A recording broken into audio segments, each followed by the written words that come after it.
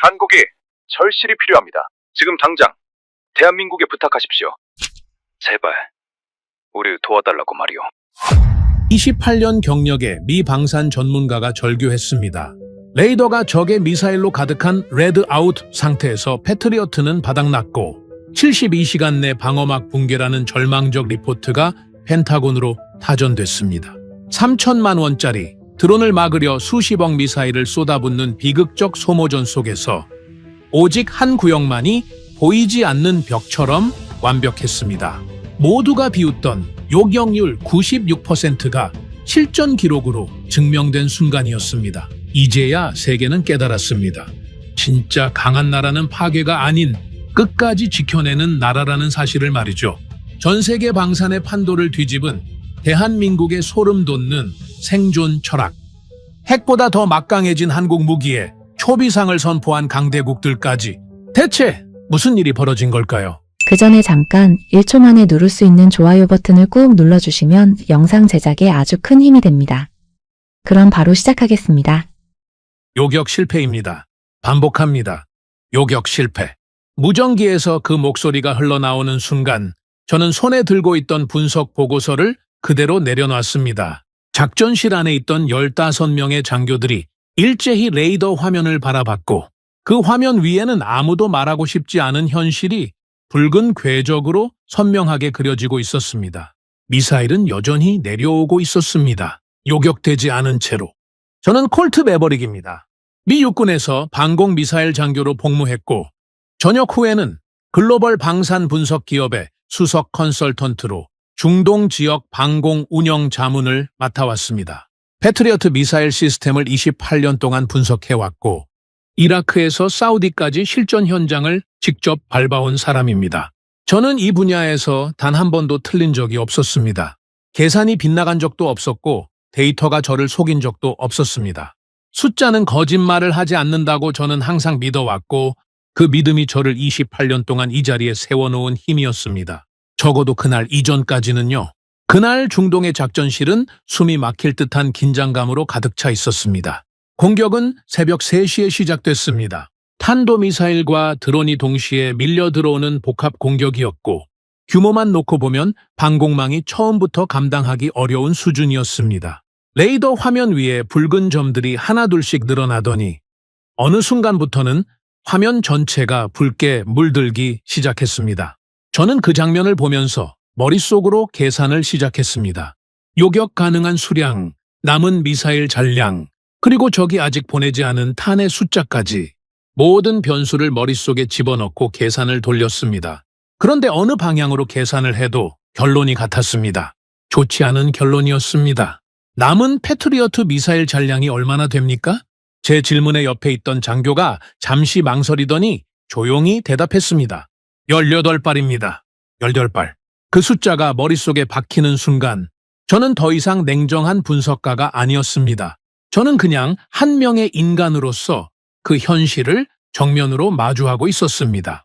적의 미사일은 아직 수십 발이 남아있는 상황이었고 우리가 가진 요격 수단은 고작 18발이 전부였습니다.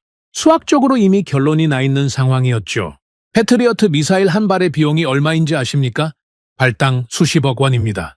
그러니까 요격을 한 번 할 때마다 수십억 원이 하늘 위에서 그대로 사라지는 겁니다. 반면 저쪽에서 날려보내는 드론 한 대의 가격은 고작 3천만 원 수준이었습니다. 3천만 원짜리 드론을 막기 위해 수십억짜리 미사일을 쏴야 하는 구조. 저는 그 순간 깨달았습니다. 이 전쟁은 처음부터 우리가 지도록 설계된 싸움이었다는 것을. 공격하는 쪽은 비용이 들지 않고 막는 쪽은 막을수록 스스로 무너지는 구조. 이런 싸움에서 방어 측이 버틸 수 있는 시간은 처음부터 정해져 있었습니다. 상황이 더 복잡해진 건 공격이 멈추질 않았기 때문입니다. 1차 공격이 잦아들 기미가 보이는가 싶더니 곧바로 2차 드론 편대가 레이더에 잡혔습니다. 방공망은 이미 과부하 상태였고 시스템은 한계에 다다르고 있었습니다. 장교들은 무전기를 붙들고 소리를 지르고 있었고 화면 속 숫자들은 쉬지 않고 바뀌고 있었습니다. 요격 성공 숫자는 천천히 올라갔지만 그보다 훨씬 빠른 속도로 잔여 미사일 숫자가 줄어들고 있었습니다. 저는 그 장면을 보면서 한 가지 표현이 머릿속을 맴돌았습니다. 밑비 빠진 도개물 붓기. 어릴 때 들었던 그 말이 그 순간만큼 정확하게 느껴진 적이 없었습니다. 새벽 4시가 넘어서 긴급 작전 회의가 소집됐습니다. 지휘관을 포함한 핵심 장교들이 한자리에 모였고 저도 자문자격으로 그 자리에 앉아 있었습니다. 회의실 안의 공기는 무거웠습니다. 지도 위에 표시된 피해 구역, 자녀 요격 능력 수치, 적의 예상 추가 공격 규모, 모든 데이터가 같은 방향을 가리키고 있었습니다. 아무도 먼저 말을 꺼내지 않았고 그 침묵이 오히려 모든 걸 설명해주고 있었습니다. 지휘관이 천천히 입을 열었습니다. 72시간 이후엔 어떻게 됩니까? 잠시 침묵이 흘렀습니다. 분석 담당 장교가 화면을 한번 바라보더니 조심스럽게 대답했습니다. 붕괴 가능성 있습니다. 지휘관의 눈빛이 바뀌었습니다. 가능성이라는 단어가 마음에 걸렸던 모양입니다. 가능성이 아니라 확률로 말해요. 장교가 잠시 숨을 고르더니 결국 입을 열었습니다. 시단 87%입니다. 회의실이 조용해졌습니다. 87%라는 숫자가 그 공간의 공기를 통째로 짓눌러 버렸죠. 누군가 헛기침을 했고 누군가는 눈을 내리깔았습니다. 저는 그 숫자를 들으면서 아무 말도 하지 않았습니다. 반박할 수가 없었기 때문입니다. 저도 같은 계산을 하고 있었고 저도 같은 결론에 도달해 있었으니까요. 이 전쟁은 총알이 아니라 숫자로 지고 있었습니다. 방어 측이 요격을 할수록 손해를 보는 구조. 공격 측이 드론을 하나 더 날릴 때마다 방어 측은 수십 배의 비용을 지불해야 하는 구조. 전쟁이 장기화될수록 방어 측의 재고는 바닥을 드러내고 공격 측은 저비용 무기를 계속 찍어내는 상황이었습니다. 동맹국의 지원을 요청해도 한계가 있었습니다. 미사일은 공장에서 생산해서 수송하고 설치하는 데만 상당한 시간이 걸리고 그 시간 동안 하늘 위에서는 공격이 단 한순간도 멈추질 않았습니다. 보급 속도가 소비 속도를 따라잡는 것이 구조적으로 불가능한 상황이었습니다. 저는 회의실을 나와 복대에 혼자 서서 머릿속을 정리했습니다. 28년 동안 이 일을 해오면서 저는 항상 해법이 있다고 믿어왔습니다. 기술이 있고 시스템이 있고 데이터가 있으면 반드시 답이 나온다고요. 어떤 상황에서도 분석을 통해 돌파구를 찾을 수 있다고 믿었습니다. 그런데 그날 밤만큼은 그 믿음이 흔들렸습니다. 기존의 방식으로는 이 구조를 깰 수 없다는 것이 너무나 명확하게 보였기 때문입니다. 더 많은 미사일을 구해온다고 해결되는 문제가 아니었습니다. 더 빠른 요격 시스템을 갖춘다고 해결되는 문제도 아니었습니다. 근본적인 구조 자체가 바뀌지 않으면 이 전쟁은 버티는 것조차 불가능한 싸움이었습니다. 그렇다면 이 구조를 깰 방법이 존재하기는 한 건가? 저는 그 질문을 머릿속에 품은 채 다시 작전실로 돌아갔습니다. 레이더 화면은 여전히 켜져 있었고 장교들은 여전히 무전기를 붙들고 있었습니다. 그 풍경은 2시간 전과 달라진 게 없었지만 저는 그 안에서 뭔가 다른 것을 찾고 있었습니다. 지금까지와는 전혀 다른 접근법, 기존의 틀을 완전히 벗어난 해법, 그리고 바로 그때였습니다. 작전실 한쪽 테이블 위에 놓인 파일 하나가 눈에 들어온 건 누군가 긴급 회의 자료와 함께 올려둔 보고서였는데 표지에 적힌 제목이 저를 그 자리에 멈추게 만들었습니다. 한국 방공 시스템 분석 보고서. 저는 처음엔 그냥 지나치려 했습니다. 솔직히 말씀드리면 그 순간 한국이라는 나라가 이 상황의 해법이 될 거라는 생각은 전혀 하지 않았습니다. 한국은 좋은 나라입니다. 기술력도 있고 발전 속도도 빠른 나라죠. 그런데 전쟁은 속도가 아니라 완성도입니다. 저는 그렇게 믿어왔습니다. 오랜 실전 경험과 방대한 데이터가 쌓인 강대국의 시스템과 비교할 수 있겠느냐고 솔직히 그렇게 생각했습니다. 그런데 그 보고서가 계속 눈에 걸렸습니다. 저는 결국 그 파일을 집어들었습니다. 그리고 첫 페이지를 넘기는 순간 숫자 하나가 눈에 박혔습니다. 요격 성공률 96%. 저는 그 숫자를 보면서 눈을 한번 감았다가 다시 떴습니다. 숫자가 바뀌지 않았습니다. 96%였습니다. 저는 28년 동안 이 일을 해오면서 그런 숫자를 본 적이 없었습니다. 그리고 그 순간부터 제 안에서 뭔가가 조용히 흔들리기 시작했습니다. 요격 성공률 96%. 저는 그 숫자를 보고 난 뒤에도 한동안 보고서를 내려놓지 못했습니다. 작전실 안은 여전히 분주했고 무전기에서는 계속 교신 소리가 흘러나오고 있었지만 그 순간 저에게는 그 모든 소음이 멀게 느껴졌습니다. 머릿속에는 오직 그 숫자 하나만이 남아 있었습니다. 96%. 저는 28년 동안 방공 미사일 시스템을 분석해왔고 전 세계 주요 방공망의 실전 데이터를 직접 들여다봐온 사람입니다. 그런데 그 숫자는 제가 지금까지 본 어떤 데이터와도 달랐습니다. 패트리어트 시스템의 실전 요격률이 얼마인지 아십니까? 공식 발표 수치와 실제 전장에서 기록된 수치 사이에는 상당한 차이가 있습니다. 저는 그 차이를 누구보다 잘 알고 있는 사람이었습니다. 이상적인 조건에서의 테스트 결과와 적이 전자전을 펼치고 기상 조건이 불안정하고 시스템이 과부하 상태인 실전 환경에서의 결과는 전혀 다른 이야기입니다. 그래서 저는 어떤 시스템의 요격률 수치를 볼 때마다 항상 그 이면을 들여다보는 습관이 있었습니다. 이 숫자가 어떤 조건에서 나온 것인지, 얼마나 많은 교전을 기반으로 산출된 것인지, 그리고 그 숫자를 신뢰할 수 있는지를 먼저 따지는 것이 저의 방식이었습니다. 저는 보고서를 처음부터 다시 읽기 시작했습니다. 데이터의 출처는 UAE에서 실제로 운용된 교전 기록이었습니다. 시뮬레이션이 아니었습니다. 실험실 환경도 아니었습니다. 실제 미사일이 날아오고, 실제 시스템이 가동되고, 실제 요격이 이루어진 현장의 기록이었습니다. 교전 횟수도 단순히 한두 번이 아니었습니다. 상당한 횟수의 실전 교전이 누적된 데이터였고 그 전체 평균 요격 성공률이 96%였습니다. 저는 그 숫자를 다시 한번 확인했습니다. 변함이 없었습니다. 이건 말이 안 된다. 저도 모르게 혼잣말이 나왔습니다. 옆에 있던 장교가 제 쪽을 힐끗 바라봤지만 저는 신경 쓰지 않았습니다. 머릿속에서는 이미 검증 작업이 시작되고 있었습니다. 데이터 오류일 가능성, 측정 기준의 차이, 보고 과정에서의 과장 가능성. 저는 수십 년간 분석가로 일해오면서 숫자를 맹신하지 않는 법을 배웠습니다. 좋아 보이는 숫자일수록 더 의심해야 한다는 것을 저는 경험으로 알고 있었습니다. 그런데 보고서를 페이지 넘기면서 읽으면 읽을수록 의심할 여지가 좁아졌습니다. 교전 상황별 세부 기록, 요격 고도와 거리 데이터, 표적의 종류와 속도 분류, 기상, 조건별 성공률 차이까지 상세하게 기록되어 있었습니다. 누군가 이 데이터를 조작하려 했다면 이렇게까지 촘촘하게 만들지 않았을 겁니다. 허점을 가리기 위한 자료는 대개 두루뭉술합니다. 그런데 이 보고서는 달랐습니다.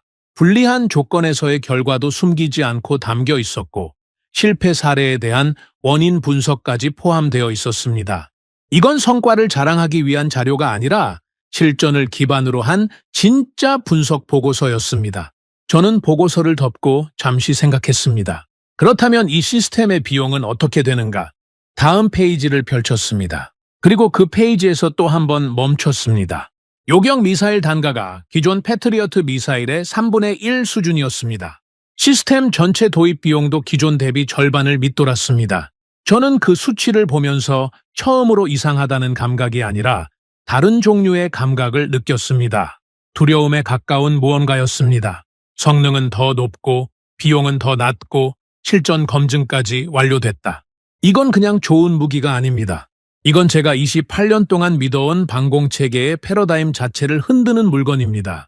고성능은 고비용을 전제로 한다는 것이 이 업계의 상식이었고 저도 그 상식을 한 번도 의심한 적이 없었습니다.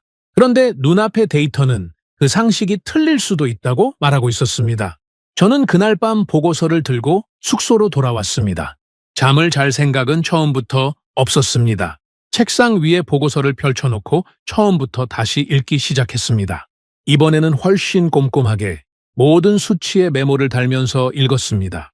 읽으면 읽을수록 질문이 늘어났습니다. 이 시스템은 어떤 레이더를 쓰는가? 다중표적 동시 대응 능력은 어느 수준인가? 고도별 요격 체계는 어떻게 구성되어 있는가? 재보급 주기와 유지보수 비용은 어떻게 되는가? 저는 그 질문들을 하나씩 적어 내려가면서 이 시스템이 단순히 미사일 하나를 잘 만든 것이 아니라는 사실을 서서히 깨닫기 시작했습니다. 이건 무기가 아니었습니다. 시스템이었습니다. 다음 날 아침, 저는 함께 파견된 동료 분석관 2명을 찾아갔습니다. 보고서를 보여주면서 이야기를 꺼냈더니 반응이 예상과 크게 다르지 않았습니다. 콜트, 이거 한국 거잖아. 실전 데이터가 얼마나 된다고. 첫 번째 동료의 반응이었습니다. 그의 말투에는 굳이 따져볼 필요도 없다는 뉘앙스가 담겨 있었습니다. 두 번째 동료는 보고서를 잠깐 훑어보더니 그래프 하나를 손가락으로 짚으면서 말했습니다. 96%는 특정 조건에서 나온 수치일 거야. 전체 교전 평균으로 보면 다를 거라고. 저는 그 말에 조용히 대답했습니다. 전체 교전 평균이 96%야. 잠시 침묵이 흘렀습니다. 두 번째 동료가 보고서를 다시 집어들었습니다. 페이지를 앞뒤로 넘기더니 그래프를 다시 들여다봤습니다. 그리고 잠시 후 말했습니다. 데이터 오류 아닐까? 저도 처음엔 그 가능성을 제일 먼저 생각했습니다. 그래서 저는 그날 오전 내내 보고서에 인용된 원자료 출처를 따라가면서 교차 검증을 했습니다. UAE 방공 운용 기록, 독립군사분석기관의 평가 보고서, 그리고 실제 교전에 참여한 운용 요원들의 증언 자료까지 어느 각도로 접근해도 데이터는 일관됐습니다. 오류가 아니었습니다. 과장도 아니었습니다. 96%는 진짜였습니다. 저는 그 사실을 확인하고 난 뒤 한동안 자리에 가만히 앉아 있었습니다. 창밖으로 중동의 건조한 햇살이 쏟아지고 있었고 멀리서 가끔 군용 차량이 지나가는 소리가 들렸습니다. 저는 그 소리를 들으면서 생각했습니다. 내가 지금까지 기준이라고 믿어온 것들이 정말 기준이었는가? 미국이 만든 시스템이 가장 믿을 수 있다. 오랜 실전 경험이 축적된 강대국의 방공망이 가장 완성된 형태다. 저는 이 전제를 단 한 번도 의심한 적이 없었습니다. 이 업계에서 일하는 사람이라면 대부분 그렇게 생각합니다. 그리고 솔직히 말씀드리면 그것이 단순한 믿음이 아니라 오랜 데이터가 뒷받침하는 사실이었습니다. 적어도 지금까지는 그랬습니다. 그런데 지금 제 앞에 있는 데이터는 그 전제에 정면으로 반문하고 있었습니다. 저는 보고서를 다시 펼쳤습니다. 이번에는 시스템의 구조적 특징을 분석한 부분을 집중적으로 읽었습니다. 한국의 방공 시스템이 기존 강대국 시스템과 근본적으로 다른 점이 무엇인지 이해하고 싶었습니다. 단순히 요격률 수치가 높다는 사실을 넘어서 왜 그런 결과가 나올 수 있었는지를 파악해야 했습니다. 읽으면 읽을수록 한 가지 사실이 눈에 들어왔습니다. 이 시스템은 처음부터 설계 철학이 달랐습니다. 기존 강대국의 방공 시스템은 대부분 고성능 단일 요격을 전제로 설계되어 있습니다. 가장 강력한 미사일 하나로 가장 위협적인 표적을 정확하게 제거하는 방식이죠. 그 철학은 분명한 강점이 있습니다. 그런데 동시에 분명한 약점도 있습니다. 복수의 표적이 동시에 밀려올 때, 그리고 요격 비용이 공격 비용을 압도적으로 초과할 때, 그 시스템은 구조적으로 한계를 드러냅니다. 한국의 시스템은 그 약점을 정면으로 겨냥한 설계였습니다. 저고도부터 고고도까지 각 고도에 맞는 요격 체계를 층층이 배치하고 그 각각의 체계가 서로 연동되면서 전체적인 방어망을 형성하는 구조였습니다. 어느 하나가 뚫리더라도 다음 층에서 다시 잡아내는 방식, 그리고 각 요격 수단의 단가를 낮춰 지속적인 방어가 가능하도록 설계한 것. 저는 그 구조를 이해하는 순간 등에서 소름이 돋는 것을 느꼈습니다. 우리는 더 강하게 공격하는 방법을 연구했습니다. 그런데 한국은 더 오래 막는 방법을 연구하고 있었습니다. 그것이 근본적인 차이였습니다. 전쟁을 바라보는 시각 자체가 달랐습니다. 우리가 화력과 파괴력에 집중하는 동안 한국은 생존과 지속성에 집중하고 있었습니다. 그리고 그 선택이 지금 이 전장에서 어느 쪽이 더 현실적인 해법인지를 데이터로 증명하고 있었습니다. 저는 그날 밤 늦게까지 분석을 계속했습니다. 메모지는 가득 찼고 보고서 여백에는 제가 적어 내려간 질문들이 빼곡하게 채워졌습니다. 그리고 분석을 할수록 한 가지 사실이 점점 더 선명하게 다가왔습니다. 이건 단순히 좋은 무기를 발견한 게 아니었습니다. 저는 지금까지 제가 기준으로 삼아온 틀 자체가 흔들리는 것을 경험하고 있었습니다. 28년 동안 이 일을 해오면서 저는 단 한 번도 이런 감각을 느껴본 적이 없었습니다. 누군가에게 쥐고 있다는 느낌, 내가 모르는 무언가를 누군가는 이미 알고 있다는 느낌, 그리고 그 누군가가 지구 반대편의 작은 나라라는 사실. 저는 그날 밤 잠을 이루지 못했습니다. 머릿속에서 96%라는 숫자가 계속 맴돌았습니다. 그 숫자는 단순한 성능 수치가 아니었습니다. 그건 제가 지금까지 믿어온 세계에 대한 도전이었습니다. 그리고 저는 그 도전을 외면할 수가 없었습니다. 중동의 전황은 하루가 다르게 악화되고 있었고 저는 현장을 벗어날 수 있는 상황이 아니었습니다. 직접 한국에 가서 시스템을 눈으로 확인하고 싶었지만 지금 이 상황에서 중동을 떠난다는 것은 선택지에 없었습니다. 매일 새로운 교전 데이터가 쏟아지고 있었고 지휘부는 저 같은 분석관이 현장에 붙어 있기를 원했습니다. 저는 다른 방법을 찾아야 했습니다. 가장 먼저 한 것은 UAE 방공 운용 책임자에게 직접 연락을 취하는 것이었습니다. 보고서에 담긴 데이터의 출처를 직접 확인하고 싶었고 실제로 그 시스템을 운용한 사람의 이야기를 들어야 했습니다. 데이터는 숫자입니다. 숫자는 맥락을 담지 못합니다. 그 숫자 뒤에 어떤 상황이 있었는지, 어떤 조건에서 그 결과가 나왔는지는 직접 현장을 경험한 사람만이 말해줄 수 있습니다. 연락이 닿은 건 이틀 뒤였습니다. UAE 방공사령부 소속 알만수리 대령이었습니다. 그는 실제로 한국 방공 시스템 도입 과정에 깊이 관여했고 실전 운용 초기부터 지금까지 전체 교전 데이터를 직접 관리해온 인물이었습니다. 저는 그와 전화를 연결했습니다. 대령님, 솔직하게 여쭤보겠습니다. 95원 6%라는 수치, 실제로 신뢰할 수 있는 숫자입니까? 전화기 너머로 잠시 침묵이 흘렀습니다. 그러더니 알만수리 대령이 천천히 입을 열었습니다. 매버릭 씨, 저도 처음엔 그 숫자를 믿지 않았습니다. 도입 전에 보고를 받았을 때 솔직히 과장이라고 생각했어요. 그런데 지금은 다르게 생각합니다. 저는 그 말을 듣고 더 집중했습니다. 어떻게 다르게 생각하십니까? 그 숫자는 좋은 조건에서 나온 게 아닙니다. 우리가 경험한 공격은 복합 공격이었어요. 탄도미사일과 드론이 동시에 밀려오는 상황, 전자전이 병행되는 상황, 야간 교전의 기상 조건까지 불안정한 상황, 그런 조건에서 나온 숫자입니다. 저는 그거를 직접 옆에서 봤습니다. 저는 메모지에 그 말을 받아 적으면서 다음 질문을 이어갔습니다. 패트리어트와 비교해서 실질적인 차이를 느끼셨습니까? 알만수리 대령의 목소리에 힘이 실렸습니다. 비교가 되질 않습니다. 패트리어트는 강합니다. 그건 부정하지 않아요. 그런데 패트리어트는 비쌉니다.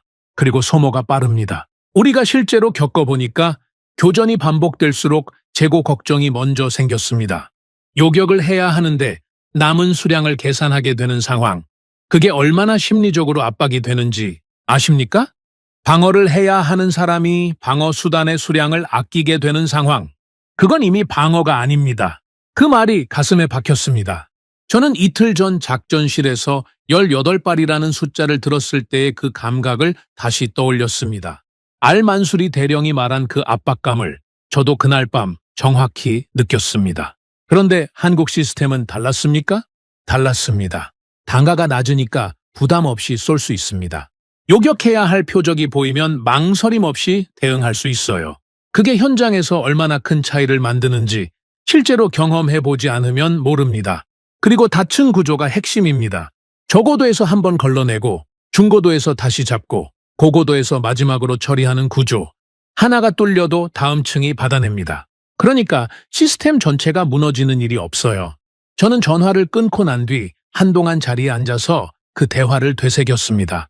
알만수리 대령의 말은 단순한 칭찬이 아니었습니다. 그건 실전을 경험한 군인의 증언이었습니다. 현장에서 직접 시스템을 운용하고 교전을 치르고 결과를 눈으로 확인한 사람의 말이었습니다. 그 무게는 보고서에 적힌 어떤 숫자보다도 무거웠습니다. 그런데 저는 거기서 멈추지 않았습니다. 한 사람의 증언으로는 부족했습니다. 저는 더 많은 확인이 필요했습니다. 다음으로 연락한 건 UAE 방산 조달 담당 부서였습니다. 시스템 도입 결정 과정에서 어떤 검토가 이루어졌는지, 다른 국가의 시스템과 어떤 비교 분석을 거쳤는지를 확인하고 싶었습니다. 담당자와 연결이 된 건 사흘 뒤였습니다. 그는 조달 과정에서 작성된 내부 비교 검토 보고서를 요약해서 전달해 주었습니다.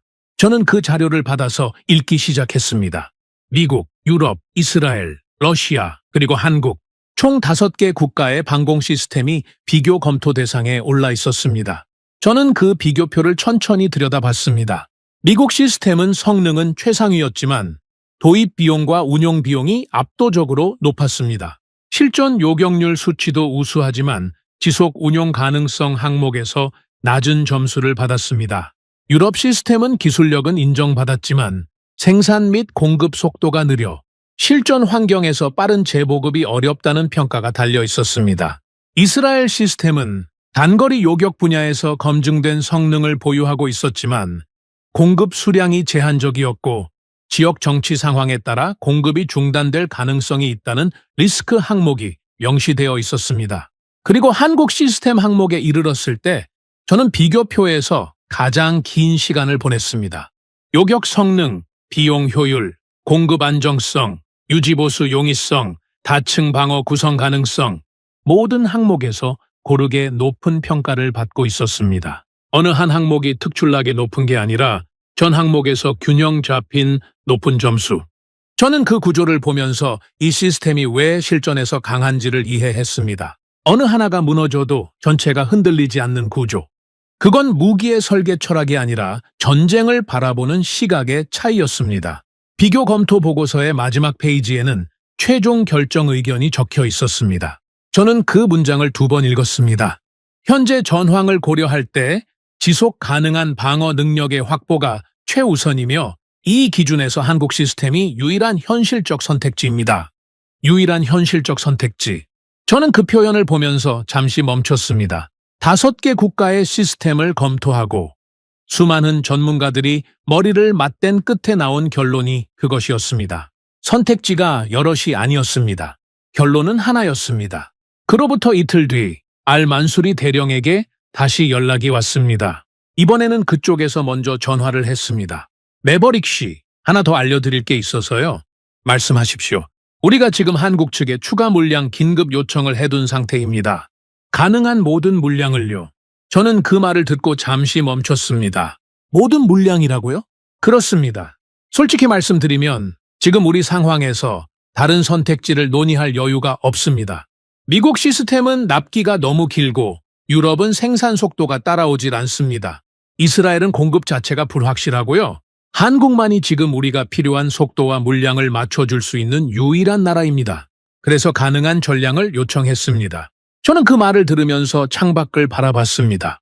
중동의 하늘은 맑았지만 그 밝음이 전혀 평화롭게 느껴지지 않았습니다.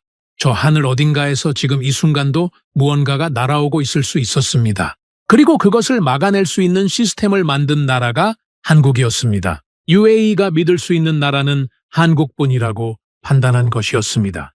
저는 전화를 끊고 나서 책상에 앉아 지금까지 수집한 자료들을 한자리에 펼쳐놨습니다. 보고서, 비교 검토 자료, 알만수리 대령과의 통화 내용 메모, 조달 담당자가 보내온 문서들. 저는 그것들을 하나씩 들여다보면서 지금까지의 분석을 정리했습니다. 96%의 요격 성공률은 과장이 아니었습니다. 특정 조건에서 나온 예외적 수치가 아니었습니다. 복합 공격, 전자전, 악천후, 야간 교전. 모든 불리한 조건이 겹친 실전 환경에서 반복적으로 나온 평균 수치였습니다. 그리고 그 수치를 뒷받침하는 건 숫자만이 아니었습니다.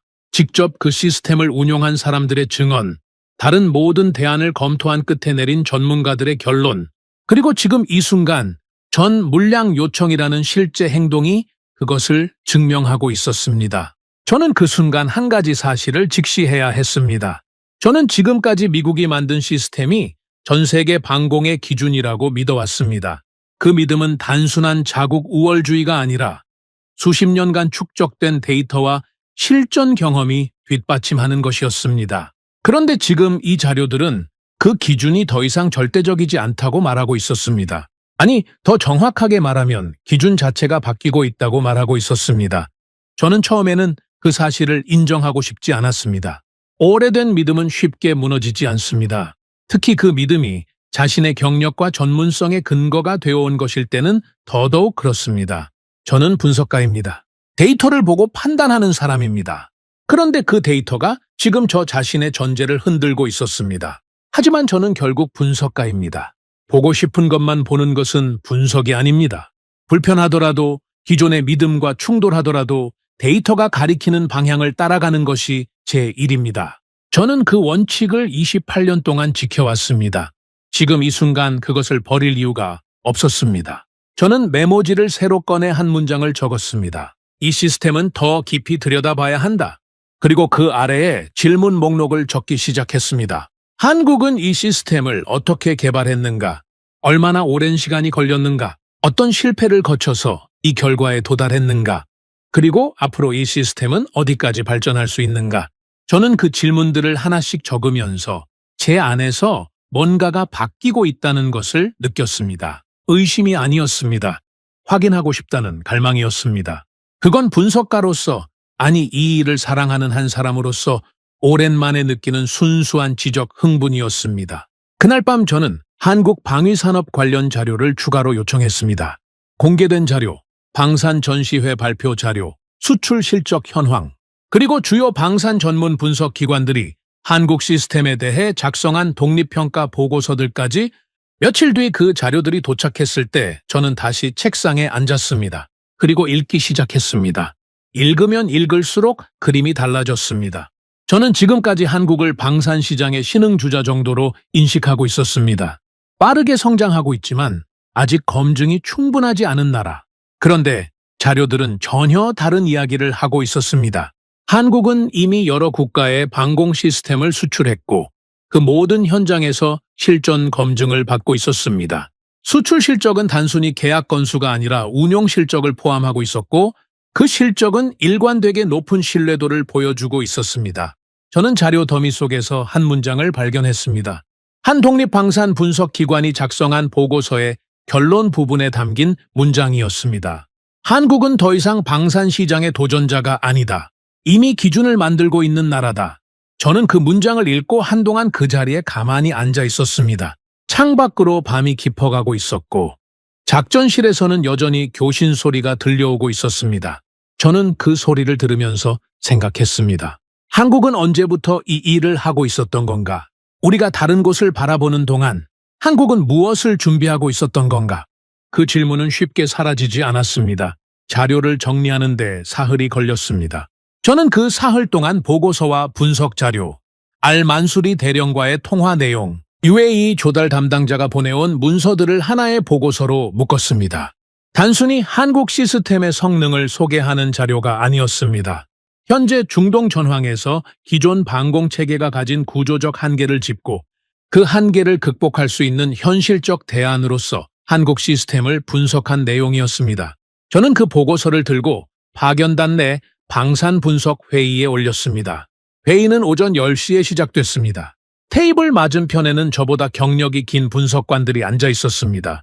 미국 방산업계에서 수십 년을 보낸 사람들이었고 저마다 패트리어트 시스템을 비롯한 기존 방공체계에 깊이 관여해온 전문가들이었습니다. 저는 그들 앞에 보고서를 한 부씩 올려놓고 발표를 시작했습니다. 처음 10분은 조용했습니다. 다들 자료를 들여다보면서 페이지를 넘기고 있었고 저는 그 침묵을 좋은 신호로 읽었습니다. 그런데 제가 96%라는 수치를 언급하는 순간 테이블 분위기가 바뀌었습니다. 매버릭, 잠깐만요. 맞은편에 앉아있던 해리슨 선임 분석관이 손을 들었습니다. 그는 미 국방부에서 20년 넘게 방공 시스템 평가를 담당해온 사람이었고 이 분야에서 그의 발언은 상당한 무게를 가졌습니다. 96%라는 수치, 이게 어떤 조건에서 나온 겁니까? 통제된 환경에서의 테스트 결과를 실전 데이터처럼 포장한 건 아니죠? 저는 미리 준비한 답변을 꺼냈습니다. UAE 실전 교전 기록입니다. 복합 공격 상황, 전자전 병행, 야간 교전 포함한 전체 평균 수치입니다. 교전 횟수도 단발이 아니라 상당 기간 누적된 데이터고요. 해리슨이 보고서를 다시 내려다봤습니다. 그러더니 천천히 고개를 저었습니다. 한국 시스템이 UAE에서 운용되고 있다는 건 알고 있습니다. 그런데 매버릭, 우리가 생각해야 할 건 그 운용 환경이 얼마나 제한적이냐는 겁니다. UAE의 방공 위협 수준과 우리가 상정하는 전면전 수준은 다릅니다. 제한된 환경에서의 좋은 성적이 전면전에서도 그대로 유지된다는 보장이 어디 있습니까? 그건 무시할 수 없는 지적이었습니다. 저는 인정했습니다. 그 지적은 맞습니다. 전면전 수준의 검증은 아직 이루어지지 않았습니다. 그러나 지금 우리가 마주하고 있는 전황이 이미 상당한 수준의 복합 위협이고 그 환경에서 반복적으로 이 수치가 나왔다는 점은 무시할 수 없습니다. 이번에는 테이블 오른편에 앉아있던 맥밀런이 끼어들었습니다.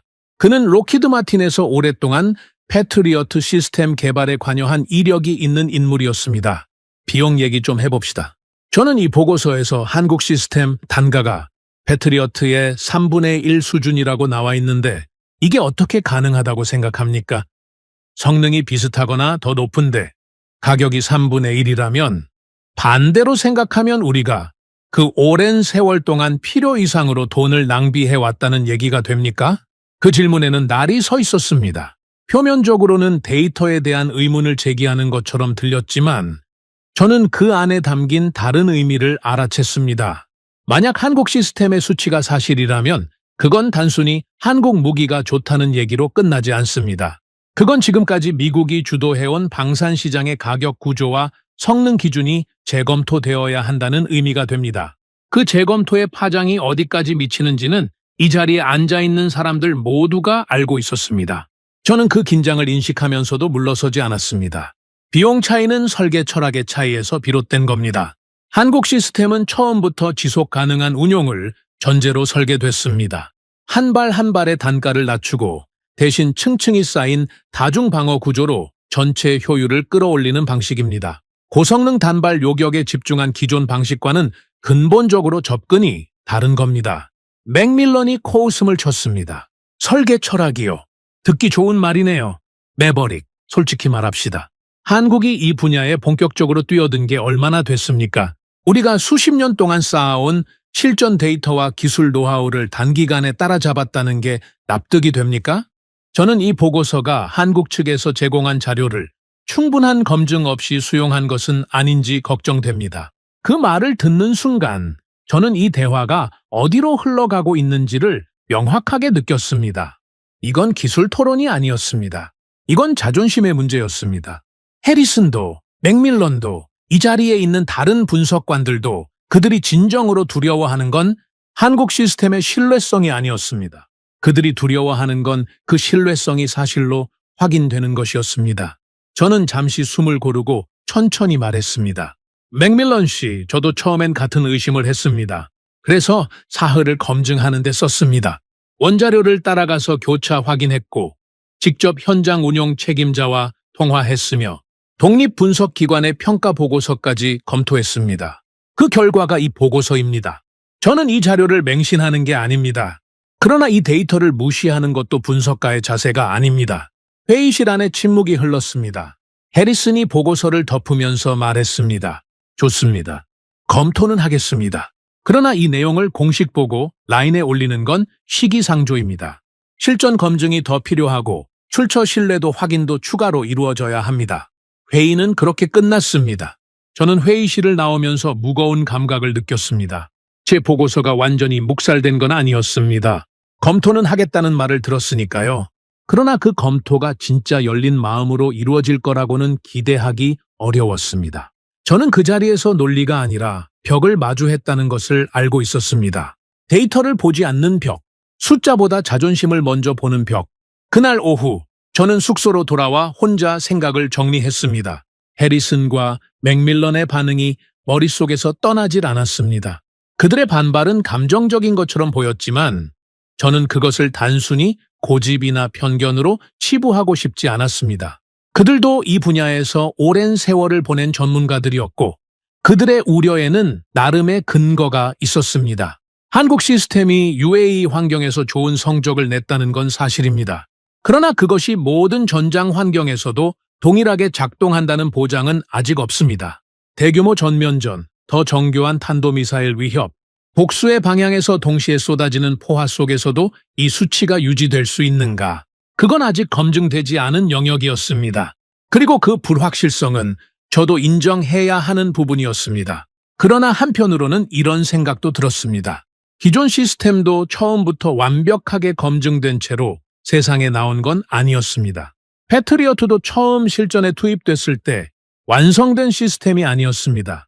걸프전에서의 성과는 높이 평가받았지만 이후 분석에서 실제 요격 성능에 대한 논란이 있었고 그 논란을 거치면서 시스템이 개선되고 발전해 왔습니다. 그러니까 실전 검증은 과정이지 처음부터 완성된 상태로 주어지는 자격이 아니었습니다. 그렇다면 한국 시스템은 그 과정을 이미 시작하고 있는 것이었습니다. UAE에서의 실전 운용이 그 첫 번째 검증이었고 그 검증은 긍정적인 결과를 내고 있었습니다. 저는 그 사실을 있는 그대로 바라봐야 했습니다. 저는 저녁 무렵 다시 책상에 앉아서 추가 분석을 시작했습니다. 회의에서 해리슨이 제기한 전면전 수준의 위협에 대한 대응 능력 문제를 검토하고 싶었습니다. 한국 시스템의 다층 방어 구조가 대규모 복합 공격 상황에서 어떻게 작동하는지를 이론적으로 분석해 보기로 했습니다. 실전 데이터가 아직 충분하지 않다면 구조적 분석으로 접근하면 됐습니다. 저는 시스템 구조 자료를 펼쳤습니다. 저고도 방어, 중고도 방어, 고고도 방어, 각 층의 요격 체계가 서로 어떻게 연동되는지, 한 층이 과부하 상태가 됐을 때 다른 층이 어떻게 보완하는지를 하나씩 따라갔습니다. 분석을 하면 할수록 이 구조의 강점이 더 명확하게 드러났습니다. 각 층이 독립적으로 작동하면서도 전체 시스템으로 통합되는 방식, 어느 한 지점에 과부하가 걸려도 전체가 붕괴되지 않는 구조, 그건 단순히 성능 수치의 문제가 아니라 설계의 내구성 문제였습니다. 그리고 저는 거기서 한 가지 핵심을 발견했습니다. 기존 강대국의 방공 시스템은 대부분 최강의 위협을 최강의 수단으로 제거하는 방식에 최적화되어 있었습니다. 그 방식은 분명히 강합니다. 그런데 전쟁이 지금처럼 드론과 탄도미사일이 동시에 밀려오는 복합 위협으로 변화하는 상황에서는 그 최강의 수단이 오히려 발목을 잡는 요인이 될 수 있었습니다. 고비용 요격 수단을 저비용 드론에 낭비하고 정작 탄도미사일이 왔을 때 잔여 요격 수단이 부족해지는 상황. 저는 사흘 전 작전실에서 그 상황을 직접 목격했습니다. 한국 시스템은 그 문제를 처음부터 인식하고 설계된 것이었습니다. 위협의 수준에 맞는 요격 수단을 배치하고 비용 효율을 유지하면서도 전체 방어 능력은 떨어뜨리지 않는 구조. 저는 그 설계 철학이 어디서 나온 건지를 생각했습니다. 한국은 북쪽의 세계에서 가장 복잡한 미사일 위협 중 하나를 이웃으로 두고 있는 나라입니다. 탄도미사일, 방사포, 드론, 장사정포. 수십 년 동안 그 위협과 함께 살아온 나라입니다. 그 긴 시간 동안 한국은 생존을 위한 방어 체계를 연구해 왔을 겁니다. 이론이 아니라 실제 필요에서 출발한 연구. 저는 그 맥락을 이해하는 순간 이 시스템이 왜 이런 구조를 가지게 됐는지가 이해됐습니다. 다음 날 아침, 저는 해리슨을 개인적으로 찾아갔습니다. 공식 회의가 아니라 단둘이 이야기를 나누고 싶었습니다. 해리슨은 커피를 마시면서 저를 맞았습니다. 어제 회의에서와는 달리 표정이 부드러웠습니다. 어제 회의에서 좀 강하게 나간 것 같긴 하죠. 그가 먼저 말했습니다. 저는 가볍게 고개를 저었습니다.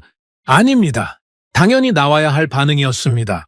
저도 처음엔 똑같이 반응했으니까요.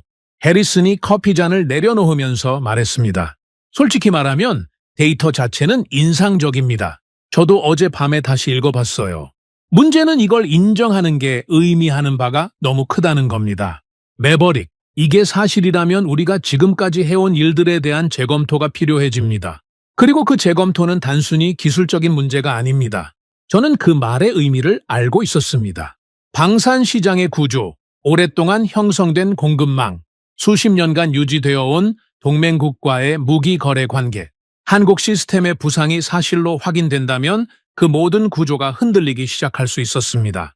해리슨이 어제 회의에서 저항한 건 단순한 자존심이 아니었습니다.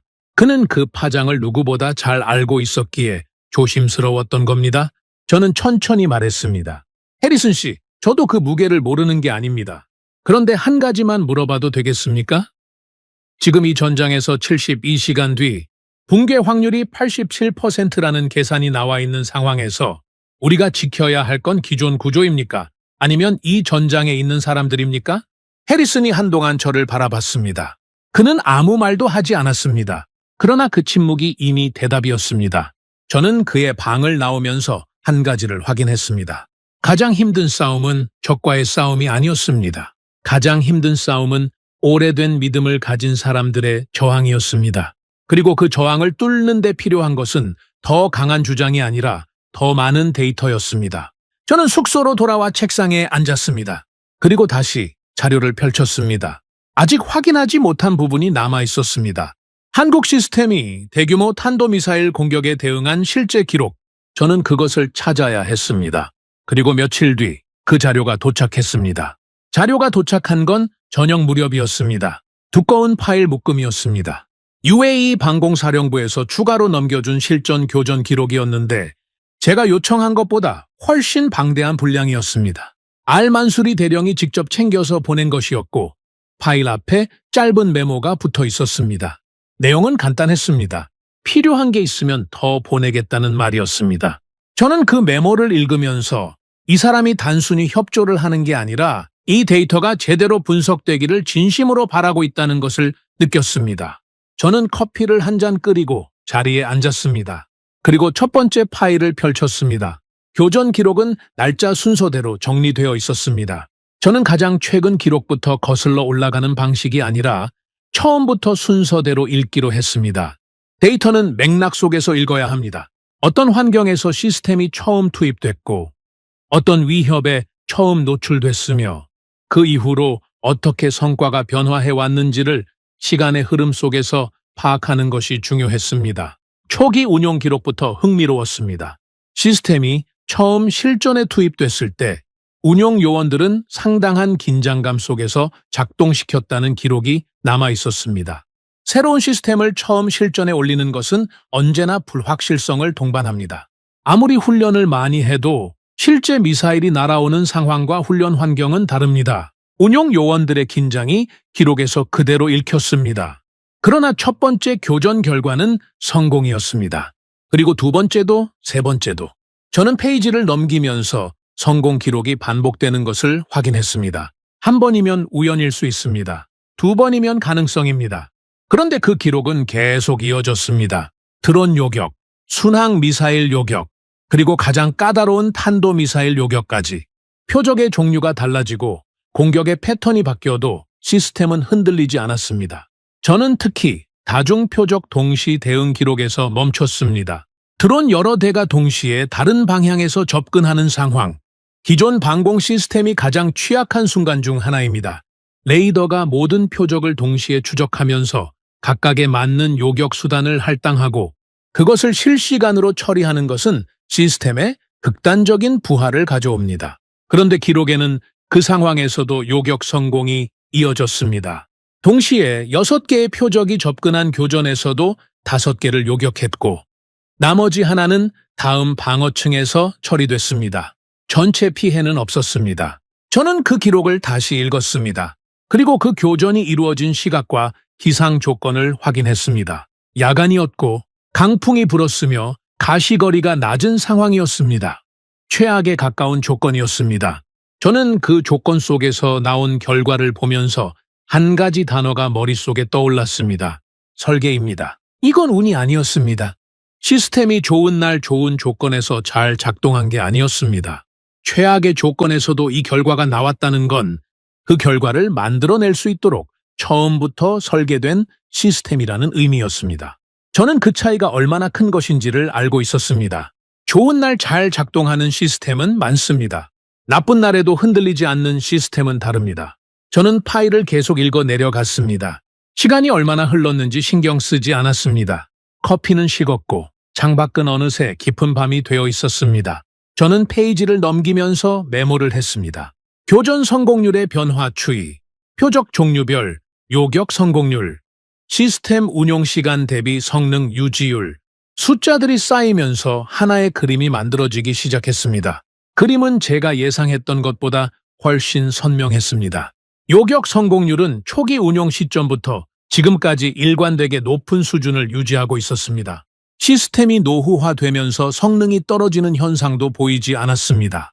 오히려 운용 경험이 쌓이면서 요원들의 숙련도가 올라가고 그것이 전체 성과를 소폭 끌어올리는 추세도 확인됐습니다.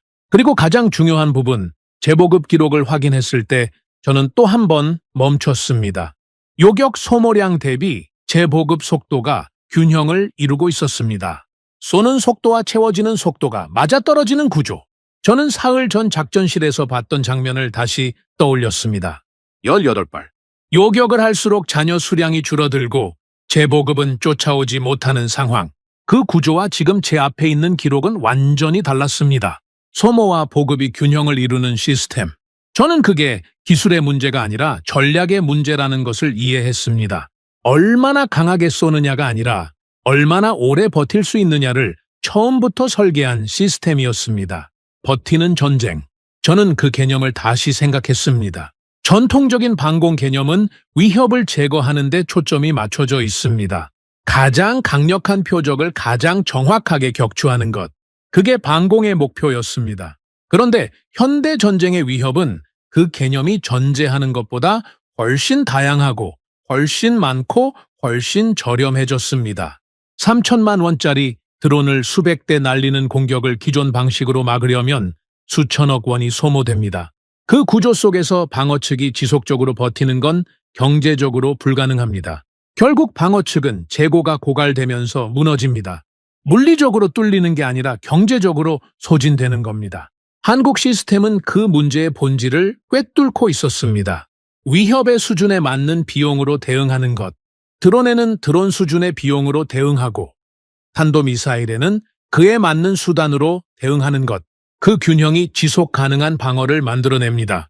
저는 그 개념이 이론이 아니라 지금 이 데이터 속에서 실제로 작동하고 있다는 것을 확인했습니다. 기적은 한 번이면 우연입니다. 두 번이면 가능성이죠. 그런데 이 기록 속의 성공은 수십 번이었습니다. 이건 기적이 아니었습니다. 구조였습니다. 다음 날 아침, 저는 알만수리 대령에게 전화를 걸었습니다. 밤새 읽은 자료에서 몇 가지 추가로 확인하고 싶은 것들이 있었습니다. 대령님, 자료 잘 받았습니다. 한 가지 여쭤보고 싶은 게 있습니다. 다중표적 동시 대응 기록 중에 6개 표적이 동시에 접근한 사례가 있던데 그 교전 당시 운용 요원들의 반응이 어땠습니까? 시스템의 과부하가 걸린다거나 대응 속도가 느려진다는 느낌이 있었습니까? 알만수리 대령이 잠시 생각하더니 대답했습니다. 그 교전 저도 기억합니다. 솔직히 말씀드리면 처음엔 긴장했습니다. 6개가 동시에 들어오는 건 우리도 처음이었으니까요. 그런데 시스템이 알아서 처리했습니다. 운용 요원이 일일이 표적을 지정하는 게 아니라 시스템이 우선순위를 판단하고 자동으로 할당하는 방식이었습니다. 요원들이 해야 할 일은 최종 확인뿐이었어요. 그러니까 6개가 와도 요원들이 느끼는 부하는 2개 왔을 때와 크게 다르지 않았습니다. 저는 그 설명을 듣고 메모를 했습니다. 자동 우선순위 판단 시스템. 그건 단순히 요격 미사일의 성능 문제가 아니라 소프트웨어와 인공지능 영역의 이야기였습니다. 하드웨어가 강해도 그것을 운용하는 소프트웨어가 따라주지 않으면 실전에서 한계가 드러납니다. 그런데 한국 시스템은 그 두 가지가 균형 잡힌 형태로 통합되어 있었습니다. 운용 요원 훈련 기간은 어떻게 됩니까? 기존 패트리어트 운용 인력과 비교해서 적응 속도 차이가 있었습니까? 그것도 인상적이었습니다. 우리 요원들이 기본 운용을 익히는 데 걸린 시간이 기존 시스템보다 상당히 짧았습니다. 인터페이스가 직관적으로 설계되어 있었고 시스템 자체가 운용자의 판단을 보조하는 방식으로 만들어져 있었습니다. 요원들이 시스템을 이해하는 게 아니라 시스템이 요원을 지원하는 구조랄까요? 저는 전화를 끊고 나서 창밖을 바라봤습니다. 중동의 아침 햇살이 건물 사이로 쏟아지고 있었습니다. 저는 그 빛을 바라보면서 어젯밤 내내 읽은 자료들을 머릿속에서 정리했습니다. 성능, 비용, 지속성, 운용성, 어느 하나가 특출난 시스템은 있습니다. 그런데 이 4가지가 동시에 균형을 이루는 시스템은 드뭅니다. 아니, 솔직히 말하면 저는 지금까지 그런 시스템을 본 적이 없었습니다. 무언가 뛰어나면 반드시 어딘가 부족한 것이 있었습니다. 비싼 시스템은 강하지만 지속 운용이 어렵고 저렴한 시스템은 운용은 쉽지만 성능에 한계가 있었습니다. 그게 이 분야의 오랜 상식이었습니다. 그런데 한국 시스템은 그 상식에 도전하고 있었습니다. 저는 그 도전이 얼마나 어려운 일인지를 알고 있었습니다. 이건 단순히 엔지니어링의 문제가 아닙니다. 어떤 전쟁을 상정하고 어떤 위협을 기준으로 삼으며 무엇을 지키기 위해 이 시스템을 만드는가에 대한 근본적인 질문에 답을 내리지 않으면 이런 균형이 나올 수 없습니다. 한국은 그 질문에 자신들만의 답을 가지고 있었습니다. 그리고 그 답이 지금 이 데이터 속에서 결과로 나타나고 있었습니다. 저는 오후 늦게 다시 해리슨을 찾아갔습니다. 이번에는 보고서가 아니라 어젯밤 받은 교전 기록 데이터를 들고 갔습니다. 원자료였습니다. 해석이 더해진 보고서가 아니라 교전 상황이 그대로 기록된 날것의 데이터. 저는 그것을 테이블 위에 놓았습니다.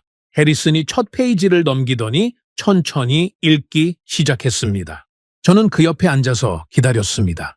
그는 한동안 아무 말도 하지 않았습니다. 페이지를 넘기는 속도가 점점 느려졌습니다. 어느 지점에서 그가 멈추더니 페이지를 다시 앞으로 넘겨서 확인했습니다. 저는 그가 어디서 멈췄는지를 봤습니다. 다중표적 동시 대응 기록이었습니다. 이게 실전 기록입니까? 시뮬레이션이 아니고요. 원본 교전 로그입니다. 웨이 방공사령부에서 직접 넘겨준 자료입니다. 해리슨이 한동안 그 페이지를 들여다봤습니다. 그러더니 천천히 자료를 내려놓으면서 말했습니다. 맥밀런한테도 보여줘야겠군요. 짧은 한마디였습니다. 그러나 저는 그 말이 무엇을 의미하는지 알았습니다. 어제 회의에서 가장 강하게 저항했던 사람이 맥밀런이었습니다. 해리슨이 그에게 이 자료를 보여줘야겠다고 말했다는 건 그 저항이 흔들리기 시작했다는 신호였습니다. 저는 숙소로 돌아오면서 오늘 하루를 되돌아봤습니다. 화려한 진전은 없었습니다. 드라마틱한 반전도 없었습니다. 그냥 자료를 읽고 확인하고 전달했습니다. 그런데 그 과정에서 무언가가 조금씩 바뀌고 있다는 것을 느꼈습니다. 해리슨의 눈빛이 달라졌고 그의 말 한마디가 달라졌습니다. 데이터는 천천히 그러나 확실하게 사람의 생각을 바꾸고 있었습니다. 그날 밤 저는 마지막 파일을 펼쳤습니다. 알만수리 대령이 보낸 자료 묶음 중에서 아직 읽지 않은 마지막 파일이었습니다. 표지에는 별도의 제목이 없었고 안쪽에 날짜와 함께 짧은 메모가 붙어 있었습니다. 이 교전은 우리가 처음으로 탄도미사일을 요격한 기록입니다.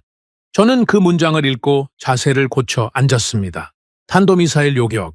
이 분야에서 가장 어려운 과제 중 하나입니다. 빠른 속도로 높은 고도에서 낙하하는 탄도미사일을 요격하는 것은 드론이나 순항미사일 요격과는 기술적 난이도가 완전히 다른 차원의 일입니다. 총알을 총알로 맞추는 것에 비유하는 건 결코 과장이 아닙니다. 저는 그 기록을 천천히 읽기 시작했습니다. 탄도미사일 요격 기록은 다른 교전 기록들과 분위기가 달랐습니다. 다른 기록들은 데이터 중심으로 정리되어 있었습니다. 교전 시각, 표적 종류, 요격 고도, 성공 여부, 숫자와 분류 항목이 깔끔하게 정리된 형식이었습니다. 그런데 이 기록에는 운용 요원의 상황 보고가 그대로 담겨 있었습니다. 교전이 진행되는 동안 실시간으로 주고받은 교신 내용이 시간 순서대로 기록되어 있었고 저는 그것을 읽으면서 그 현장에 있는 것 같은 느낌을 받았습니다.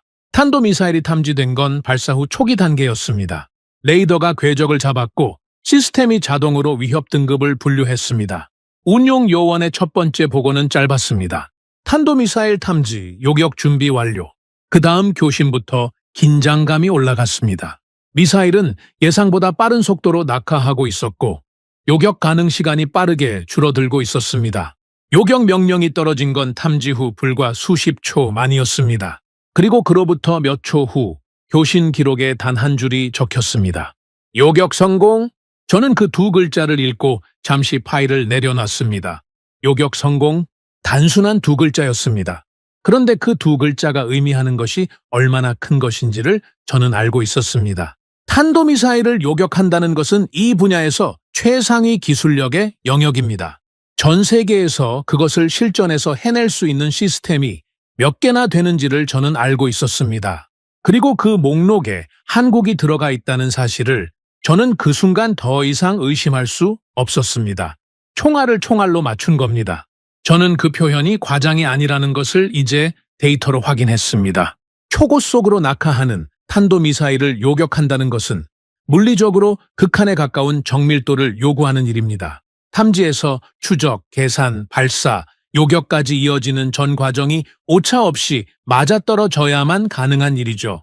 그리고 그 일이 실전에서 이루어졌습니다. 통제된 실험 환경이 아니라 실제로 도시를 향해 날아오는 미사일을 향해서 저는 파일을 다시 들고 나머지 기록을 읽었습니다. 탄도미사일 요격은 이 한 번으로 끝나지 않았습니다. 이후 기록에도 유사한 교전이 반복됐고 결과는 일관됐습니다. 완벽하지는 않았습니다. 몇 번의 실패 기록도 있었습니다. 저는 그 실패 기록을 오히려 더 주의 깊게 읽었습니다. 실패가 어떤 조건에서 발생했는지, 그 실패에서 무엇을 배웠는지를 확인하고 싶었습니다. 실패 기록에는 원인 분석이 상세하게 달려 있었습니다. 요격 각도의 문제, 표적 속도 계산의 오차, 기상 조건의 돌발적 변화. 각 실패마다 원인이 분명하게 분석되어 있었고 그 이후 교전 기록에는 그 원인이 보완된 흔적이 보였습니다. 실패를 숨기지 않고 분석에 활용했다는 것. 저는 그 점이 오히려 이 시스템과 이 시스템을 운용하는 사람들에 대한 신뢰를 높여줬습니다. 완벽하다고 주장하는 시스템보다 실패를 인정하고 개선하는 시스템이 더 믿을 만합니다. 저는 파일을 덮고 자리에서 일어났습니다. 밤 공기가 차가웠고 저는 잠시 창문을 열고 바깥 공기를 들이마셨습니다. 머릿속이 복잡했습니다. 복잡하다기보다는 오히려 너무 많은 것이 정리되어 버린 느낌이었습니다. 의심할 여지가 하나씩 사라지고 있었습니다. 처음에 가졌던 모든 반문들이 데이터 앞에서 하나씩 무너지고 있었습니다. 다음 날 오전, 해리슨과 맥밀런을 포함한 분석관 전원이 다시 모였습니다. 이번에는 제가 소집한 회의가 아니었습니다. 해리슨이 직접 자리를 만들었습니다. 저는 그것만으로도 뭔가가 달라졌다는 것을 알았습니다. 해리슨이 먼저 말을 꺼냈습니다. 어제 매버릭이 가져온 교전 원자료를 밤새 검토했습니다. 맥밀런 씨도 봤고요. 우리 둘 다 같은 결론에 도달했습니다. 이 데이터는 무시할 수 없습니다. 맥밀런이 자료를 테이블 위에 내려놓으면서 말했습니다. 솔직히 말하겠습니다. 저는 이틀 전까지만 해도 이 시스템을 과대평가된 신흥 무기로 봤습니다. 그런데 탄도미사일 요격 기록을 보고 나서 생각이 바뀌었습니다. 이건 우리가 가볍게 넘길 수 있는 데이터가 아닙니다. 저는 그 말을 들으면서 이틀 전 회의실에서의 분위기를 떠올렸습니다. 그때 맥밀런의 코웃음 소리가 귀에 선명했습니다. 같은 사람이 맞는지 싶을 만큼 달라진 반응이었습니다. 데이터가 사람을 바꾼 겁니다. 주장이 아니라 숫자가, 논리가 아니라 실전 기록이 그를 바꾼 겁니다. 해리슨이 이어서 말했습니다. 우리가 짚어봐야 할 건 이겁니다. 드론 전쟁과 탄도미사일 위협이 동시에 존재하는 현재 전장 환경에서 기존 방공 체계가 구조적으로 한계를 드러내고 있다는 건 이미 우리 모두 알고 있는 사실입니다. 지난주 작전실 상황이 그것을 증명했고요. 그렇다면 지금 이 전장에서 현실적으로 그 한계를 보완할 수 있는 게 무엇인지를 따져봐야 합니다. 저는 준비한 자료를 펼쳤습니다. 비용 구조 비교표였습니다. 현재 방공 체계의 가장 큰 문제는 지속 가능성입니다. 요격 비용이 공격 비용을 압도적으로 초과하는 구조에서는 시간이 지날수록 방어 측이 불리해집니다.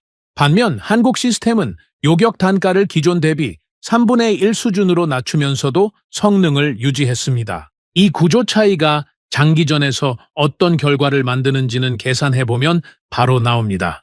맥밀런이 비교표를 들여다보면서 말했습니다. 72시간 이후 붕괴 확률 87%. 그게 현재 시스템 기준이었죠. 한국 시스템 기준으로 같은 계산을 해보면 어떻게 됩니까? 저는 이미 그 계산을 해놓고 있었습니다. 요격 단가가 낮아지고 재보급 속도가 따라붙는다는 가정하에 붕괴 시점이 72시간에서 훨씬 뒤로 밀립니다. 공격 측이 같은 속도로 드론과 미사일을 계속 투입한다고 해도 방어 측이 경제적으로 소진되는 시점이 현역하게 달라집니다. 회의실 안이 조용해졌습니다. 저는 그 침묵이 저항의 침묵이 아니라는 것을 알았습니다. 이건 생각하는 침묵이었습니다. 숫자가 가리키는 방향을 각자 머릿속에서 따라가고 있는 침묵. 해리슨이 천천히 말했습니다. 전쟁은 화력이 아니라 지속성이다. 그 말이 회의실 안에 조용히 울렸습니다. 저는 그 문장이 누군가의 주장이 아니라 데이터에서 도출된 결론이라는 것을 알았습니다. 해리슨 스스로가 그 결론에 도달한 겁니다. 저는 아무 말도 덧붙이지 않았습니다. 덧붙일 필요가 없었습니다. 회의가 끝나고 저는 혼자 남아서 오늘 나눈 이야기들을 정리했습니다. 불과 사흘 전만 해도 이 자리에 있는 사람들은 한국 시스템을 검증이 부족한 신흥 무기로 취급했습니다. 그런데 지금 같은 사람들이 그 시스템의 구조적 강점을 논의하고 있었습니다. 변화는 조용히 왔습니다. 드라마틱한 반전이 아니라 데이터가 쌓이면서 천천히, 그러나 돌이킬 수 없는 방향으로 흘러왔습니다. 저는 창밖을 바라봤습니다. 중동의 하늘은 오늘도 맑았습니다. 그러나 저 하늘 아래 어딘가에서는 지금도 공격이 진행되고 있었고 누군가는 그것을 막아내기 위해 싸우고 있었습니다. 저는 그 현실을 떠올리면서 한 가지 생각이 선명하게 떠올랐습니다. 비싼 무기가 강한 게 아닙니다. 오래 버티는 무기가 강합니다. 그리고 오래 버티는 것이 결국 살아남는 것입니다. 한국은 그 진리를 무기로 만들어냈습니다. 저는 그날 저녁 알 만수리 대령에게 마지막으로 전화를 했습니다. 대령님, 한 가지 여쭤봐도 되겠습니까? 한국에 추가 물량을 요청했다고 하셨는데 그 결정을 내리는데 얼마나 걸렸습니까? 알 만수리 대령이 잠시 생각하더니 대답했습니다. 오래 걸리지 않았습니다. 데이터를 보고 나서 결정했습니다. 우리에게 필요한 건 가장 강한 무기가 아니라 끝까지 우리 곁에 있어줄 수 있는 무기였습니다. 그리고 지금 그 조건을 충족하는 나라는 한국뿐입니다. 끝까지 곁에 있어줄 수 있는 무기. 저는 그 표현을 받아 적으면서 전화를 끊었습니다. 그리고 그 문장이 오랫동안 머릿속에서 떠나질 않았습니다. 가장 강한 것이 아니라 끝까지 함께할 수 있는 것. 그게 진짜 힘이었습니다. 그리고 그 힘을 가진 나라가 한국이었습니다. 회의가 끝나고 사흘이 지났습니다. 그 사흘 동안 전황은 멈추지 않았습니다. 오히려 더 나빠졌습니다. 공격 측은 전술을 바꿨습니다. 이전까지는 드론과 탄도미사일을 번갈아 투입하는 방식이었다면 이번에는 달랐습니다. 드론 수십 대를 먼저 띄워서 방공망의 주위를 분산시킨 뒤 그 틈을 파고드는 형태로 탄도미사일을 동시에 투입하는 방식이었습니다. 방공망을 물리적으로 뚫는 게 아니라 과부하를 유발해서 빈틈을 만드는 전술이었죠. 저는 그 패턴을 분석하면서 공격 측이 단순히 무기를 쏘는 게 아니라 방어 시스템의 구조적 약점을 연구하고 있다는 것을 느꼈습니다. 그리고 그 전술은 효과가 있었습니다. 기존 방공망은 흔들렸습니다. 드론 대응에 요격수단이 소모되는 동안 탄도미사일이 들어오는 상황. 저는 그 교전 데이터를 실시간으로 받아보면서 이틀 전 회의에서 나온 붕괴 확률 수치가 다시 머릿속을 파고드는 것을 느꼈습니다. 87%. 그 숫자는 단순한 예측이 아니었습니다. 지금 눈앞에서 현실이 되어가고 있었습니다. 해리슨이 저를 찾아온 건 그날 저녁이었습니다. 매버릭, 오늘 교전 데이터 봤습니까? 봤습니다. 어떻게 생각합니까? 저는 잠시 생각하다가 대답했습니다. 공격 측이 우리 방공망의 과부하 한계를 정확하게 파악하고 있습니다. 이 패턴이 반복되면 기존 체계로는 버티는 데 한계가 옵니다. 우리가 논의한 것보다 빠를 수 있습니다. 해리슨이 의자에 앉으면서 말했습니다. 그래서 드리는 말씀인데 오늘 상부에서 연락이 왔습니다. 한국 시스템 추가 도입과 관련해서 공식 검토를 시작하라는 지시입니다. UAE 측의 긴급 물량 요청이 상부까지 올라간 모양입니다. 매버릭, 당신이 작성한 보고서도 함께 전달됐고요. 저는 그 말을 듣고 잠시 아무 말도 하지 않았습니다. 일주일 전이었다면 그 소식에 안도감을 느꼈을 겁니다. 그런데 그 순간 저는 안도보다 다른 감각을 느꼈습니다. 조급함이었습니다. 공식 검토는 시간이 걸립니다. 보고서가 올라가고 회의가 열리고 결정이 나기까지 적잖은 시간이 필요합니다. 그런데 지금 이 전장은 그 시간을 기다려주지 않았습니다. 저는 해리슨에게 말했습니다. 얼마나 걸릴 것 같습니까? 빠르게 처리하려 한다고 했습니다. 그래도 최소 며칠은 봐야겠죠. 며칠? 저는 그 말을 들으면서 오늘 교전 데이터를 다시 떠올렸습니다. 며칠 안에 전황이 어떻게 바뀔지 아무도 알 수 없는 상황이었습니다. 그날 밤 저는 잠을 이루지 못했습니다. 교전 데이터가 계속 머릿속을 맴돌았고 이번 공격에서 뚫린 방어 구간이 어디였는지 다음 공격에서 어느 지점이 더 취약해질지를 계속 계산했습니다. 새벽 2시가 넘어서 저는 결국 자리에서 일어나 책상에 앉았습니다. 잠을 자는 척 누워있는 것보다 일을 하는 편이 나았습니다. 저는 한국 시스템의 다층 방어 구조를 다시 꺼내서 오늘 교전 패턴에 대입해봤습니다. 공격 측이 사용한 드론과 탄도미사일 동시 투입 전술을 한국 시스템이 맞닥뜨렸다면 어떤 결과가 나왔을까? 저는 각 층의 요격 체계가 어떻게 역할을 분담하고 드론 대응에 소모되는 자원이 탄도미사일 요격 능력에 어떤 영향을 미치는지를 구조적으로 분석했습니다. 결론은 하나였습니다. 한국 시스템은 오늘 공격에서 기존 체계가 흔들린 그 지점에서 흔들리지 않았을 겁니다. 적어도 드론 대응을 담당하는 하위층이 독립적으로 작동하면서 상위층의 탄도미사일 대응 자원을 건드리지 않는 구조, 그 분리가 오늘 공격 패턴에서 결정적인 차이를 만들어냈을 겁니다. 저는 그 분석 결과를 문서로 정리했습니다. 이건 상부 보고서에 추가로 첨부해야 할 내용이었습니다. 다음 날 오전, 알만수리 대령에게서 연락이 왔습니다. 이번에는 전화가 아니라 긴급 문서 형태였습니다. 저는 그 문서를 받아서 펼쳤습니다. 어젯밤 교전 상황에서 한국 시스템이 운용된 구간의 결과가 담겨 있었습니다. UAE는 이미 한국 시스템을 일부 구간에 배치해서 운용하고 있었고 어제 공격에서 그 구간이 어떻게 작동했는지의 기록이었습니다. 저는 그 내용을 읽으면서 눈이 멈췄습니다. 한국 시스템이 담당한 구간에서 드론과 탄도미사일 동시 투입 공격이 있었습니다. 드론 11대가 먼저 접근했고 그 직후 탄도미사일 2발이 투입됐습니다. 공격 측이 의도적으로 과부하를 노린 패턴이었습니다. 결과는 드론 11대 전량 요격, 탄도미사일 2발 전량 요격이었습니다.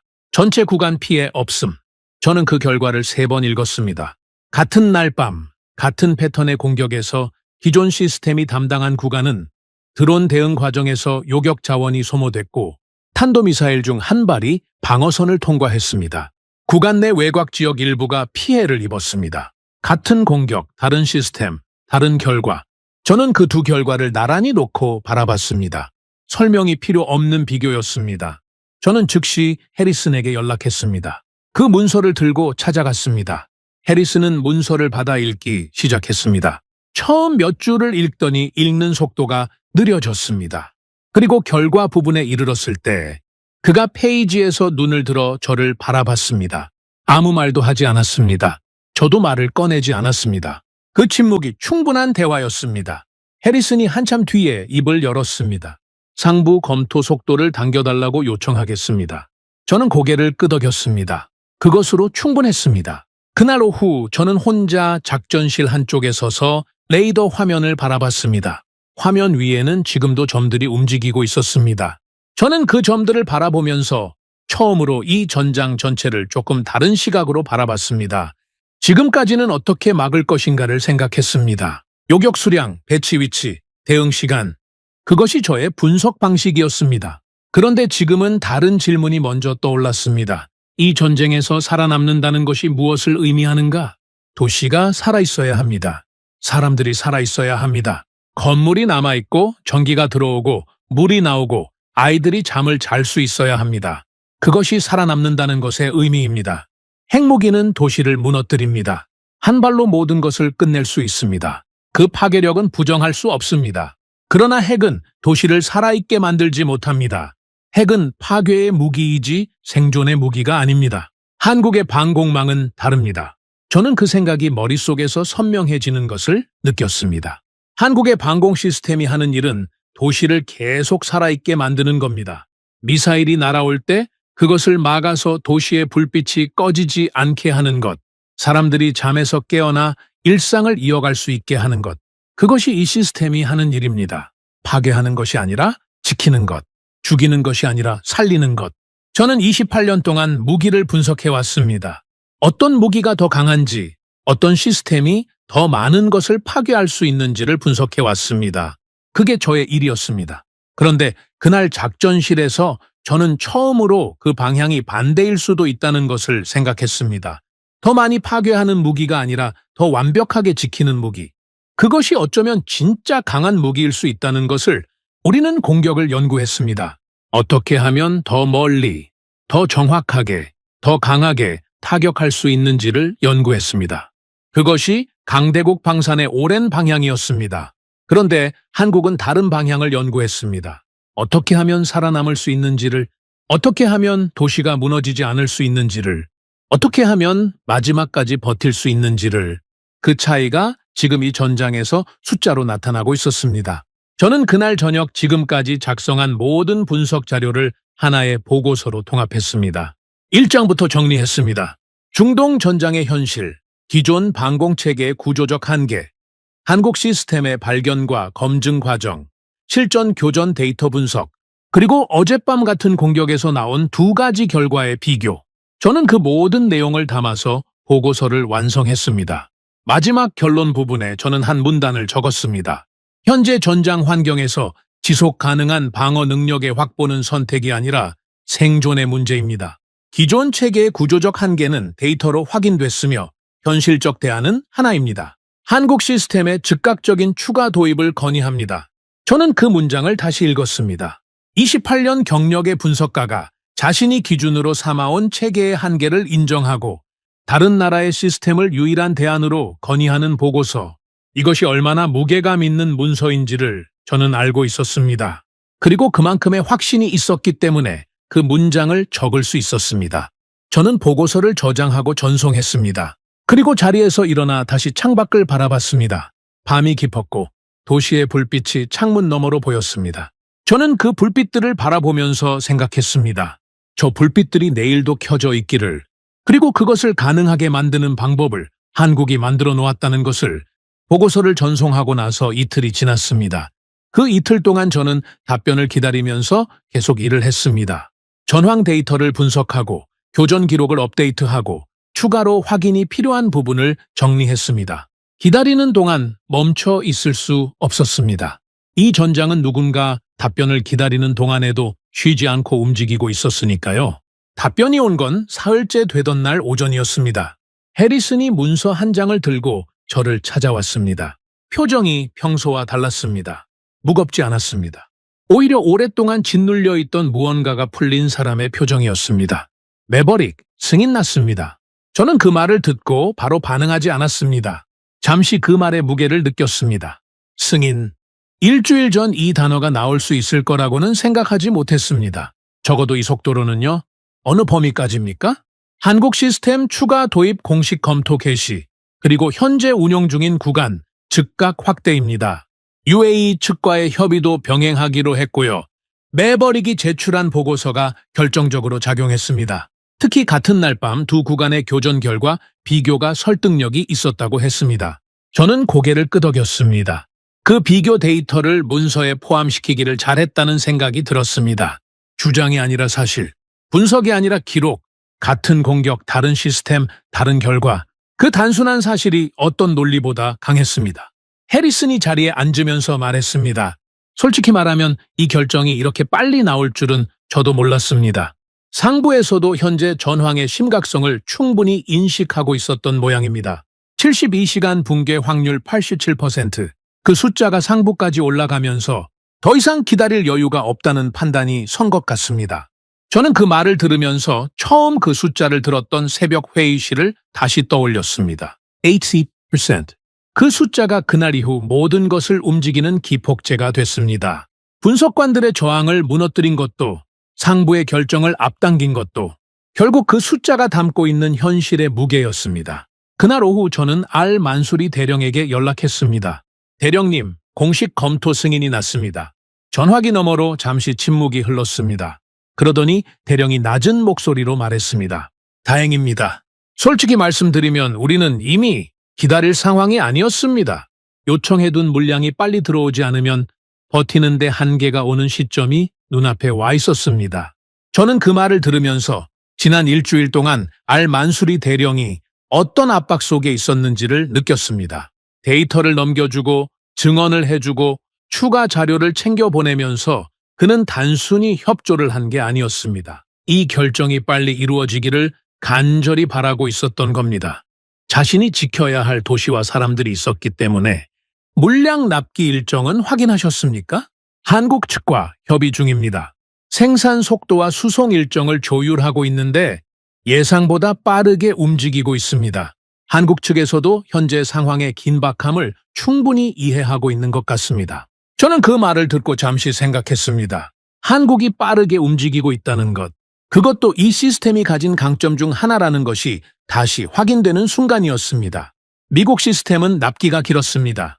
유럽은 생산 속도가 따라오지 못했습니다. 이스라엘은 공급 자체가 불확실했습니다. 그런데 한국은 달랐습니다. 요청에 빠르게 응답하고 필요한 속도에 맞춰 움직이는 것, 그것이 지금 이 전장에서 얼마나 중요한 능력인지를 저는 이 일주일 동안 몸으로 배웠습니다. 그로부터 며칠 뒤 저는 예상하지 못한 연락을 받았습니다. 중동 지역 다른 국가들의 방산 담당 관계자들에게서 연락이 오기 시작한 겁니다. UAE의 상황이 알려지면서 주변국들이 움직이기 시작한 것이었습니다. 연락의 내용은 대부분 비슷했습니다. 한국 시스템에 대해 더 알고 싶다는 것이었습니다. 구체적인 성능 데이터를 받아볼 수 있는지, 도입 절차가 어떻게 되는지, 납기는 얼마나 걸리는지를 물어왔습니다. 저는 그 연락들을 받으면서 뭔가 큰 흐름이 시작되고 있다는 것을 느꼈습니다. 한 나라의 선택이 주변으로 퍼져나가는 과정. 그것은 드라마틱한 발표나 화려한 전시가 아니라 실전에서 증명된 결과가 조용히 입에서 입으로 전해지는 방식으로 이루어지고 있었습니다. 가장 신뢰할 수 있는 종류의 평판이었습니다. 저는 그 연락들을 정리하면서 현황을 파악했습니다. 중동 지역 여러 국가들이 동시에 한국 시스템에 관심을 보이고 있었습니다. 일부는 이미 공식 문의를 넣은 상태였고, 일부는 아직 내부 검토 단계였습니다. 그런데 공통점이 있었습니다. 모두가 지금의 전장 환경에서 기존 시스템으로는 한계가 있다는 것을 느끼고 있었고, 그 한계를 넘어설 수 있는 현실적인 선택지를 찾고 있었다는 것이었습니다. 그리고 그 선택지로 모두가 같은 나라를 바라보고 있었습니다. 저는 그 무렵 방산 전문 분석 기관들의 반응도 확인했습니다. 이미 일부 기관들이 중동 전황을 분석하면서 한국 방공 시스템의 실전 성과를 다루기 시작했습니다. 분석의 방향은 저마다 달랐지만 결론은 수렴하고 있었습니다. 한국 시스템이 현재 방산 시장에서 주목해야 할 존재가 됐다는 것이었습니다. 일부 보고서는 더 직접적이었습니다. 방공 시스템 분야에서 한국이 새로운 기준을 제시하고 있다는 표현을 쓴 곳도 있었습니다. 새로운 기준. 저는 그 표현을 읽으면서 일주일 전 이 모든 것이 시작됐던 순간을 떠올렸습니다. 작전실에서 96%라는 숫자를 처음 발견했던 순간, 그때 저는 그 숫자가 말이 안 된다고 생각했습니다. 존재할 수 없는 수치라고 생각했습니다. 그런데 지금 저는 그 수치가 말이 된다는 것을 압니다. 그 수치가 존재할 수 있는 이유를 압니다. 그리고 그 수치가 이 전장에서 무엇을 의미하는지를 압니다. 저는 최종 보고서를 마무리하면서 처음부터 다시 읽었습니다. 일주일 동안의 분석과 검증과 설득의 과정이 그 보고서 안에 담겨 있었습니다. 저는 마지막 페이지에 이르러서 잠시 멈췄습니다. 그리고 결론 문단 아래 한 단락을 더 적었습니다. 저는 28년 동안 전쟁을 분석해왔습니다. 그 28년 동안 저는 더 강한 무기를 찾는 일을 해왔습니다. 더 멀리, 더 정확하게, 더 강하게 파괴할 수 있는 무기를. 그것이 이 일의 목표라고 생각했습니다. 그런데 이번 일주일이 저에게 다른 것을 가르쳐 줬습니다. 전쟁에서 진짜 중요한 것은 더 강하게 파괴하는 것이 아니라 더 오래 살아남는 것이라는 것을, 도시의 불빛이 꺼지지 않게 하는 것이라는 것을, 그리고 그 방법을 찾아낸 나라가 있다는 것을. 저는 그 단락을 다시 읽었습니다. 분석 보고서에 어울리지 않는 문장일 수도 있었습니다. 그러나 지우고 싶지 않았습니다. 이건 데이터가 아니라 제가 이번 일을 통해 배운 것이었고, 그것을 기록으로 남기고 싶었습니다. 저는 보고서를 저장하고 자리에서 일어났습니다. 창밖으로 중동의 저녁이 내려앉고 있었습니다. 붉은 노을이 도시 위로 퍼지고 있었고, 그 아래 도시의 불빛들이 하나둘씩 켜지기 시작했습니다. 저는 그 풍경을 바라보면서 한 가지를 생각했습니다.